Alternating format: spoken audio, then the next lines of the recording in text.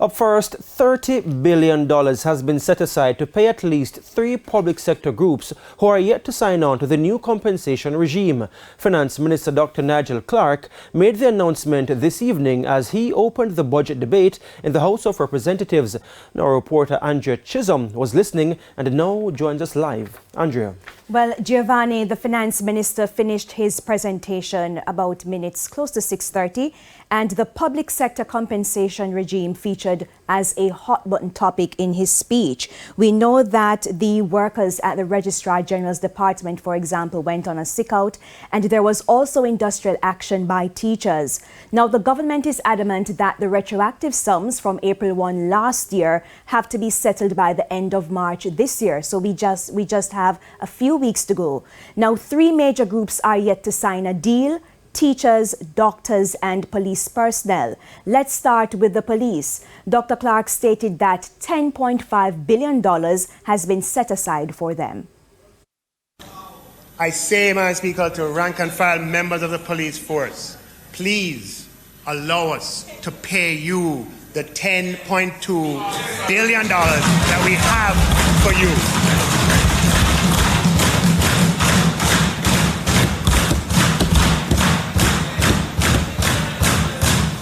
Madam Speaker, there's an additional $1 billion for district constables and $600 million for members of the Police Officers Association.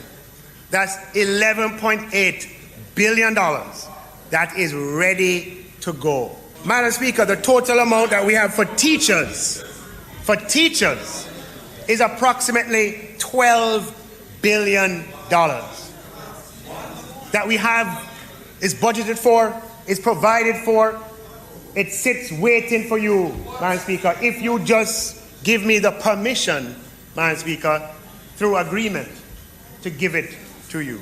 Madam Speaker, the total amount that we have for doctors is $6.4 billion, and we want the doctors to receive these amounts in March of 2023. Still on employment-related issues, the Finance Minister indicated that the government is moving to make several contract positions permanent. For example, in the education sector, cooks and assistant cooks, watchmen and caregivers will be offered permanent positions. Now, while they work out those arrangements, sanitation workers received some good news. Madam Speaker, no financial institution takes sanitation workers seriously. They can't sustain any savings. As you put out little money, so your contract end, you use it, you broke. Yes. And then them call you back at work. And as you quint your eye, the contract done again.